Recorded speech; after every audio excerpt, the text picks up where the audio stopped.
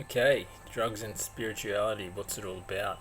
Well, if you've grown up in a place like me, like Australia, it's one of the most secular places in the world, or maybe you've grown up in another country and it's been pretty secular, or you've grown up into a certain belief system that you didn't necessarily choose, but here you find yourself with a so called drug problem. Now, most of the world's got wrong what drugs really about.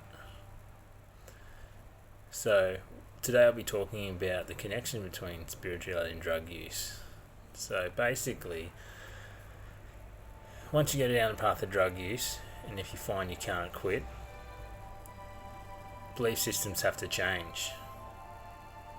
Drugs are part of nature, and I believe they're brought here to guide you in the correct way. They show you what's possible, they show you who you are, what you can become, the things you like doing.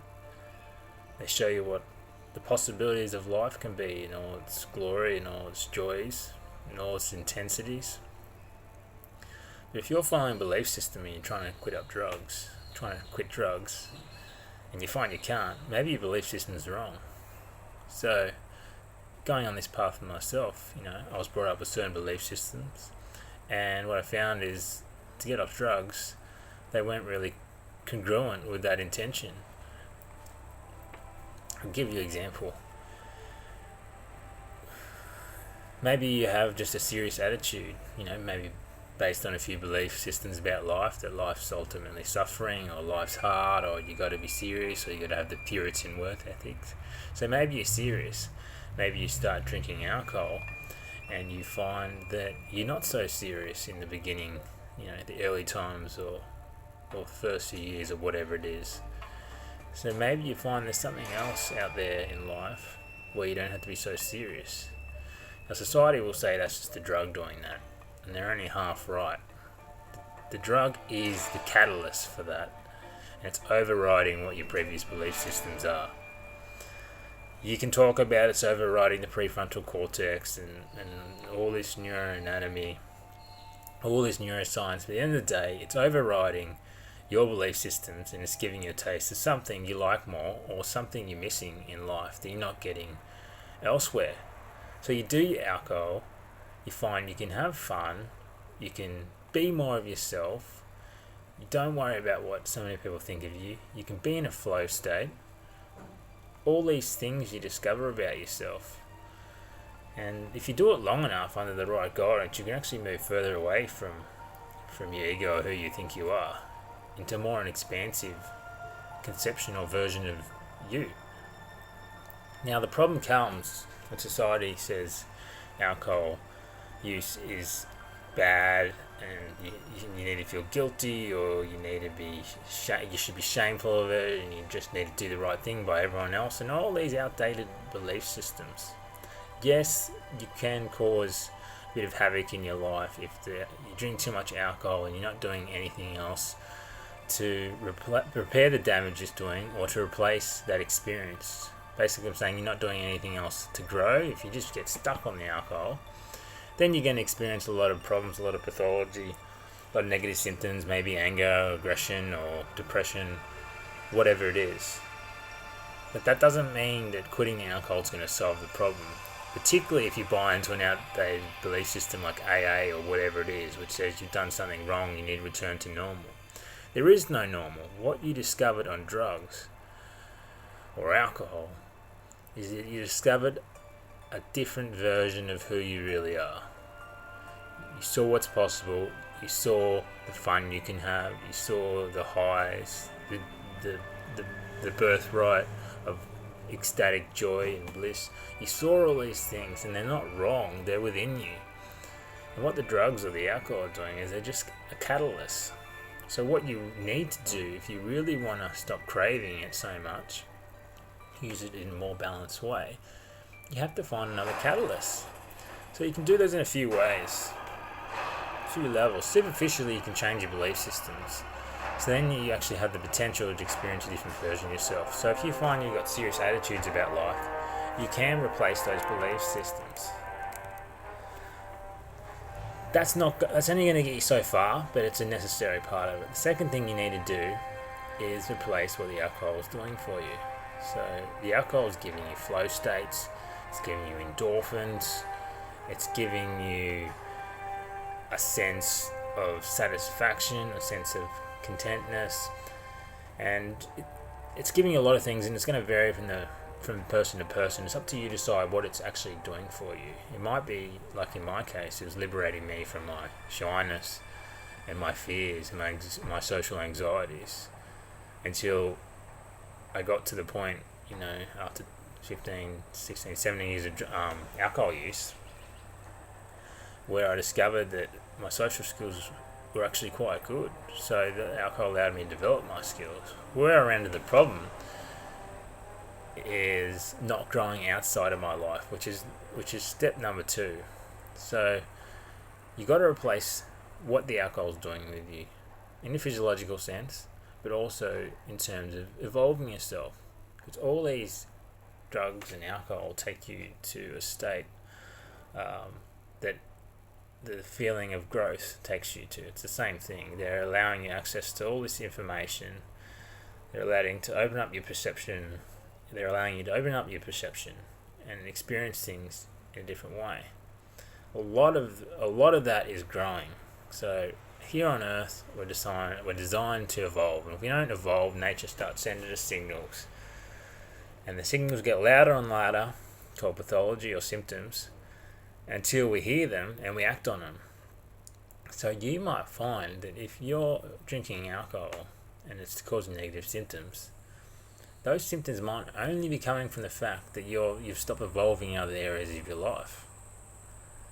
And you might be able to drink the same amount and get no hangover if you're still evolving.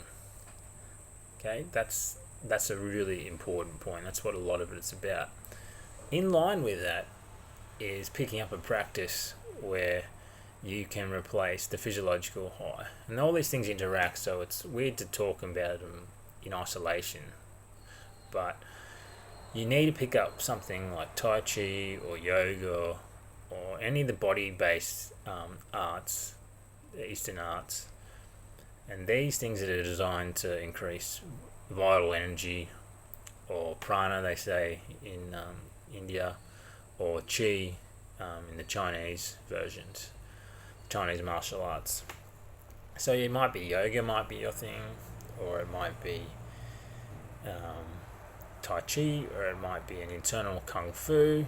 And you can do other things along with that, like the Western martial arts for self-expression and to get strong and all that, but you need the internal art to mimic the high, because what's actually happening when you're taking the drug is that you're getting a sudden release of chi, a sudden release of energy from your organs. The drug's just acting on your organs, giving a signal going, release that energy, and then you feel good, basically.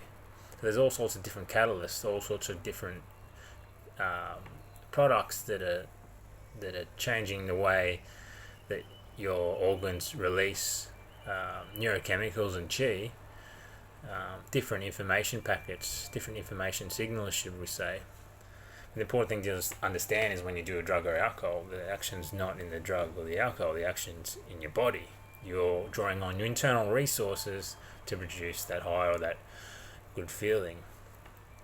So what you need to do is, you might find that after 5, 10, 20 years or whatever of the drugs and the alcohol are no longer working like you want, you need to bring that organ strength up, decrease the blockages in your body, and find another way to get that energy back in there.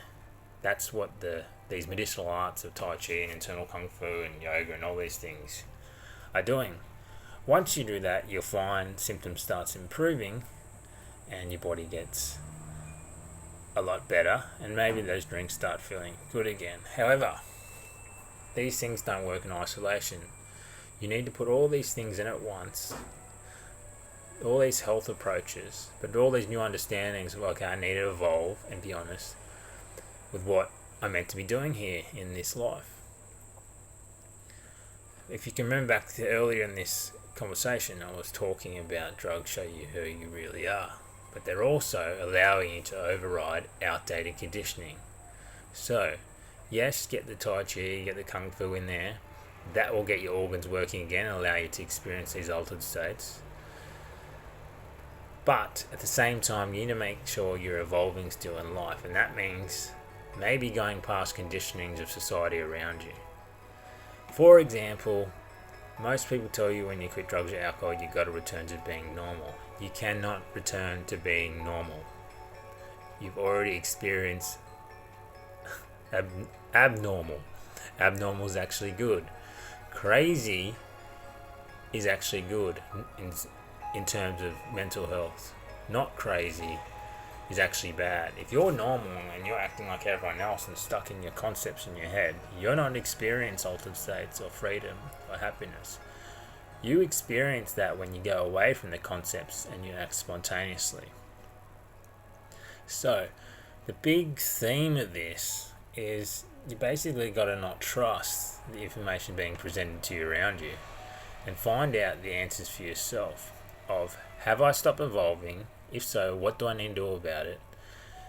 Am I increasing the vital energy, which is what the universe is made up of, in my body on a daily basis? And am I being honest with myself of what I really want? Do I really want to be normal? Do I really want a normal job? Or do I actually want to go and pursue something that's really meaningful to me and something that hasn't been created before? Am I actually completely unique in this universe, and I'm here to impact people and help evolve the world in a positive way, in a way that only I enjoy because I'm completely unique and I'm not normal? So, to end it up, ask yourself these harder questions. What do you really want in life? Am I following my internal guidance systems? Am I open to these practices that have been thousands of years that are designed to increase these altered states, to produce these altered states and heal the body? Ask yourself all these questions. Am I being true to myself? That is the first step. Be true to yourself. Realize that the drugs and alcohol are just a glimpse of what's possible. And then start putting some things into practice. You'll find very quickly that you can mimic these highs naturally, and these arts take you on a whole new journey, a similar journey to the drugs took you on, but far, far beyond that. Alright, bye for now. Have a think about that. Thank you.